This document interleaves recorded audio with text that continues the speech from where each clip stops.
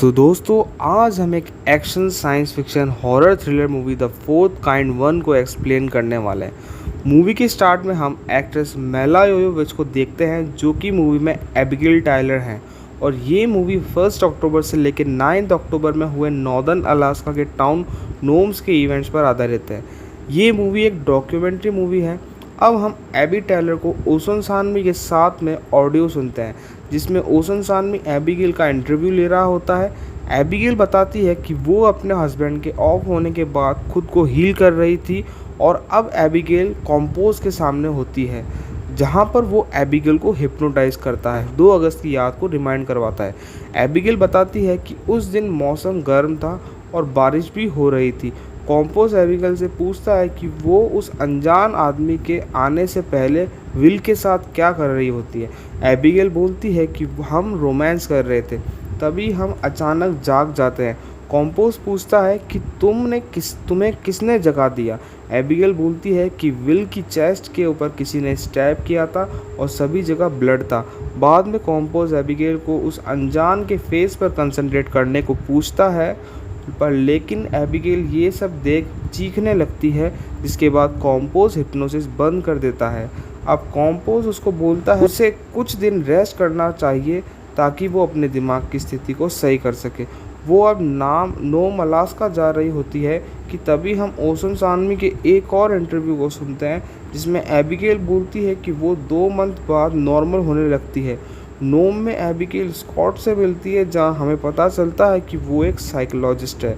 Scott बोलता है कि वो अक्सर रात में 2:30 से 3 बजे कभी उठ जाता है और वो एक वाइट आउल को देखता है। वो बोलता है कि उसने आउल को पहली बार चाइल्डहुड में देखा था। फिर एबिगेल उसे नेक्स्ट डे आने को बोलती है और साथ ही हम देखते हैं कि ये सारी चीज़ें 3 और लोगों के साथ भी हो रही थी। एबिगेल अब अपनी बेटी को स्कूल से लेने जाती है जो कि अब लेट हो गई थी।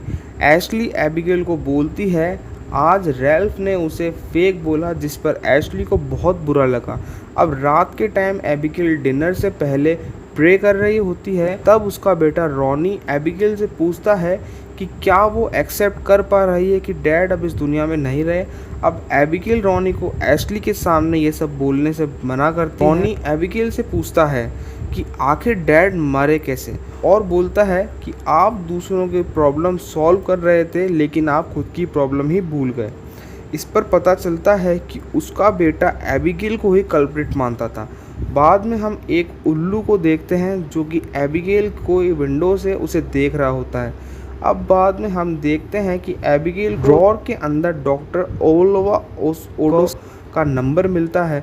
अब एबिगेल एक रिकॉर्डेड टेप सुनती है जिसमें बताया जाता है कि नोम्स अलास्का में 300 से भी ज़्यादा लोग स्लीपिंग डिसऑर्डर का शिकार हैं और लोग बिना किसी कारण ही सुबह 3 बजे जाग जाते हैं। एशली अपने डैड की आवाज़ सुनकर रूम में आ जाती है जिस पर एबिगेल उसे बोलता है कि ये तो बस एक रिकॉर्डिंग ही है। अब एबिगेल को टॉमी फिशर मिलता है और वो उसे हिप्नोटाइज करती है जिस पर टॉमी बताता है कि वो विंडो के बाहर रोज़ एक उल्लू को देखता है और आजकल वो उल्लू वहाँ पर नहीं है। फिर टॉमी बोलता है कि बाहर कोई है और होश में आ जाता है। फिर वो लाइट को तोड़कर दूसरी साइड चला जाता है जिसके बाद एबिगेल बोलती है कि ये सब रियल नहीं है। टॉमी अभी हिप्नोटाइज होता है। टॉमी बोलता है कि ये रियल है। इस बीच ये सारी चीज़ स्कॉट के साथ भी देखते हैं। अब एबिगेल टॉमी से दोबारा पूछती है कि क्या उसने कुछ देखा, तो वो बोलता है कि उसने कुछ नहीं देखा और फिर टॉमी वहाँ से चला जाता है। अब हम रियल ऑडियो सुनते हैं और पुलिस को देखते हैं जो कि एक घर को घेरे हुए थी और उस घर में टॉमी होता है जिसके हाथ में गन थी। टॉमी बोलता है कि उसे एबिगेल से बात करनी है और फायर कर देता है। अब पुलिस यहाँ पर एबिगेल को कॉल करती है और बोलती है कि टॉमी अपनी फैमिली को ही होस्टेज बना बैठा है और वो तुमसे बात करना चाह रहा है। जिसके बाद में एबिगेल टॉमी के घर जाती है। फिर एबिगेल टॉमी से बात करती है फिर टॉमी एबिगेल से पूछता है जूम बाबू ईटर का मतलब क्या होता है, जो कि एक लैटिन वर्ड है, लेकिन एबिगेल को इसका मतलब नहीं पता होता और एबिगेल उसे थोड़ा टाइम मांगती है, लेकिन टॉमी नहीं मानता और एबिगेल से बोलता है कि उसने जो देखा अगर वो देख लेती तो यही होता। और फिर टॉमी अपनी वाइफ और बच्चे को मारने के बाद खुद को मार देता है। अब हम एबिगेल को शेरिफ ऑगस्ट के पास देखते हैं, जो कि एबिगेल से पूछताछ करते हैं और बोलता है कि उसने टॉमी को हिप्नोटाइज किया था, अदरवाइज टॉमी खुद की फैमिली को क्यों मारता। शेरिफ ऑगस्ट बोलते हैं कि लास्ट में टॉमी ने तुमसे ही कांटेक्ट किया था, जिसके बाद शेरिफ एबिगेल से लोगों की स्टडी करने को मना कर देते हैं। अब हम एबिगेल को घर पर देखते हैं, जो कि इन सब का जिम्मेदार खुद को मान रही थी। तभी वो सोचती है कि उसके सारे पेशेंट ने एक आउल दिखा था और उसके हस्बैंड को भी लास्ट मोमेंट पर आउल ही दिखा था। एबिगेल सोचती है कि कुछ तो है जो उसके समझ नहीं आ रहा। अब वो कॉम्पोज को मिलती है, एबिगेल को रेस्ट करने के लिए बोलता है। इस बीच एबिगेल एक लड़की को टेप देती है उसे ट्रांसलेट करने के लिए। अब हम एबिगेल को स्कॉट और उसकी वाइफ के साथ में देखते हैं, जो कि टॉमी के बारे में पूछता है और स्कॉट एबिगेल से हिप्नोटाइज करने के लिए कहता है ताकि उसकी याद है वो पता चल सके। और सोचते हैं कि इस चीज़ को अभी फेस करना ही अच्छा होगा, जिस पर एबिगेल बोलती है कि वो ये अपने एक कलीग कॉम्पोज के साथ करेगी, जिस पे स्कॉट मान जाता है। अब एबिगेल कॉम्पोज के साथ स्कॉट को हिप्नोटाइज करती है और पूछती है कि पिछली रात उसने कुछ अलग देखा था। फिर स्कॉट बोलता है कि एक उल्लू को, लेकिन वो उल्लू नहीं था, वो बहुत बड़ा था। फिर हम वो सारी चीज़ देखते हैं जो कि टॉमी के साथ हुई थी। स्कॉट जागने के बाद बताता है उसने देखा कि वो कौन है और वो यहाँ का नहीं है, वो बस हमें मन में ही बात करता है। फिर स्कॉट उसकी वाइफ वहाँ से चले जाते हैं। अब एबिगेल कॉम्पोज से पूछती है कि क्या वो एब्डक्शन थ्योरी में बिलीव करता है, तो कॉम्पोज किडनैपिंग के बारे में बोलता है, लेकिन वो बोलती है कि किडनैपिंग नहीं, एलियन एब्डक्शन थ्योरी। तो कॉम्पोज उसे सब कुछ बताने लगता है कि उनके पास इन सब चीज़ों के लिए कोई भी प्रूफ नहीं है, इसलिए बिना फैक्ट के कुछ कहा नहीं जा सकता। अब वो लड़की जिसको एबिगेल ने टेप रिकॉर्डर दिया था, वो अचानक से एबिगेल के पास आती है और वो टेप सुन के काफ़ी डरी हुई थी। वो बिना कुछ एबिगेल को बताकर वहाँ से जाने लगती है और वो एबिगेल को बोलती है कि वो ये टेप दोबारा नहीं सुनेगी। एबिगेल इस टेप को वापस सुनती है और आखिरी आवाज़ उसे समझ नहीं आ रही थी। इसके बाद कॉम्पोज बोलता है कि ये उसकी ही आवाज़ है और एबिगेल ये नहीं मानती। अब जब रात में एबिगेल अपने कमरे में अकेली होती है तो उसे गेट खुलता देखती है और गेट के थ्रू कोई कमरे के अंदर आता हुआ वो देखती है, जिसके बाद एबिगेल को अपनी पीठ पर एक चोट का घाव नज़र आता है। अब वो टेप को बार बार सुनती है तो उसको पता चलता है कि ये लैंग्वेज ना तो ग्रीक है और ना ही लैटिन है। ये एक ऐसी लैंग्वेज है जिसके बारे में उसे कुछ नहीं पता और जिसे वो पहले कभी नहीं सुन चुकी थी, और जो कि पूरे नोम्स में भी घटित हो रहा था। यही लैंग्वेज उसका कारण हो सकती है। एबिगेल अब ओवलुआ ओडोसैमी को कॉल करती है और उनसे पूछती है कि क्या वो डॉक्टर विलियम टेलर को जानते हैं, जिसके बाद ओडोसैमी बोलते हैं कि उसे नहीं पता विलियम टेलर कौन है। फिर ओडोसैमी एबिगेल से उसका नाम पूछते हैं और वो कॉल कट कर देती है, जिसके बाद ओडोसैमी वापस कॉल करता है और वो बताता है कि इसी नंबर से पहले भी एक आदमी ने उसे कॉल किया था और उस आदमी ने अपने आप को जॉन बता रहा था। तो एबिगेल उससे पूछती है कि जॉन ने आपको कॉल क्यों किया था। ओडोसैमी बोलते हैं कि एक एंशिएंट लैंग्वेज के पूछने के बारे में मुझे जॉन ने कॉल किया था। टेप की आवाज़ सुनने के बाद वो बताते हैं कि ये लैंग्वेज जो है वो सुमेरियन है और वो बोलते हैं कि टेप में जो बात चल रही है उसका मतलब है रोगिन एंड डिस्ट्रॉय। कॉम्पोज इस चीज़ को नहीं मानता, जिसके बाद ओडोसैमी बोलते हैं कि ये सबसे पुरानी लैंग्वेज में से एक है और मैं इसके कंक्लूजन पर नहीं पहुंच रहा हूं। ओडोसैमी बोलते हैं कि इस आवाज़ के पीछे कुछ बहुत बड़ी साजिश है। अब ओडोसैमी एंशिएंट टाइम के स्टोन आर्ट्स दिखाते हैं जो कि जीसस के आने से 4000 साल पहले के होते हैं और इन आर्ट में से एक अपोलो जैसा दिख रहा था और एक आर्ट ऐसा लग रहा था जिससे कि इस एक आदमी ने ऑक्सीजन पहन रखा। ओडोसैमी हमें जेनेसिस के बारे में बताते हैं और जो कि सुमेरियन एपिक से लिया गया था और जल प्रलय से भी। और ऐसा लगता है कि सुमेरियन हिस्ट्री के अंदर एलियंस के बारे में डिस्क्राइब किया गया है, लेकिन कॉम्पोस अभी भी यकीन नहीं कर रहा था, जिस पर ओडोसैमी बोलते हैं कि उसने अभी भी कंक्लूजन नहीं निकाला है। और उसके बाद सिडनी स्कॉट की वाइफ का कॉल आता है और वो बोलती है कि स्कॉट के साथ कुछ तो गड़बड़ चल रही है। अब एबिगेल, ओडोसैमी और कॉम्पोस तीनों ही स्कॉट के घर पर जाते हैं, जहां स्कॉट बेड पर बुरी कंडीशन में होता है और एबिगेल स्कॉट के हाथ पर एक ट्रायंगल शेप का मार्क देखती है और स्कॉट को नहीं पता होता कि वो कहां से आया है। स्कॉट ये बोलता है और स्कॉट को ऐसा लगता है कि कोई उसके दिमाग को खोद रहा है। अब एबिगेल स्कॉट को दोबारा हिप्नोटाइज करती है और ये वो कैमरे में रिकॉर्ड करती है। फिर स्कॉट हिप्नोसाइज में एकदम शांत दिखता है। उसके बाद वो अचानक तेज़ तेज़ चिल्लाने लगता है और तभी स्कॉट हवा में उड़ने लगता है और इस बीच हमें एक टूटने की आवाज़ आती है और कैमरा भी ब्लर हो जाते हैं। अब एबिगेल के घर पर शेरिफ ऑगस्ट पुलिस के साथ आते हैं और वो बोलते हैं कि स्कॉट पैरालाइज हो चुका है क्योंकि उसकी रीढ़ की हड्डी टूट गई है और उसको पैरालाइज होते टाइम तुम वहीं पर थी।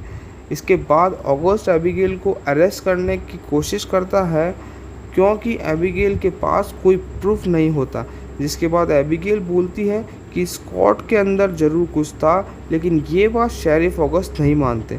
फिर कॉम्पोस एबिगेल को बचाने के लिए आगे आता है और बोलता है कि उसने वहाँ पर सब कुछ देखा, इसमें एबिगेल की कोई गलती नहीं थी। शेरिफ ऑगस्ट एबिगेल को सुपरविजन में रखने के लिए बोलते हैं। शेरिफ रियान नाम के एक पुलिस ऑफिसर को घर की गार्डिंग के लिए खड़ा कर देते हैं और वो उसके साथ में कैमरा भी सेट कर देते हैं। और फिर रात को 3:33 पर अचानक सी रियान की आँख खुल जाती है, जिसके बाद वो देखता है कि एबिगेल के घर के ऊपर कुछ है और साथ ही इस बार भी वीडियो वापस से ब्लर हो चुकी थी।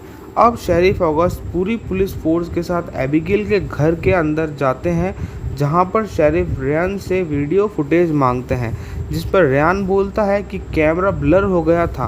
फिर शेरिफ एबिगेल के पास जाते हैं और हमें पता चलता है कि एशली गायब थी, जिसके बाद एबिगेल से बोलती है कि एक लाइट बीम छत के ऊपर से उसके घर में आई और एशली को ले गई।